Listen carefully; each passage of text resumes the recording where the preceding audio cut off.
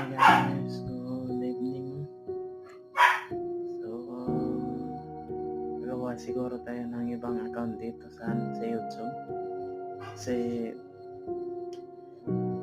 nasira yung cellphone ko.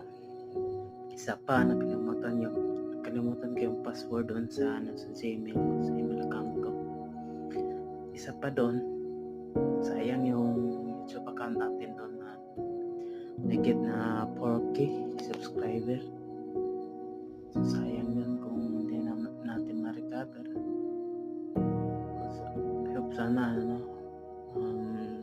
meron pang susuporta sa akin kahit gagawa ko ng bagong account sa YouTube. Sayang talaga doon yung account ko. Hope na sumusuporta pa rin kayo sa akin kahit di tayo sikat, kahit di tayo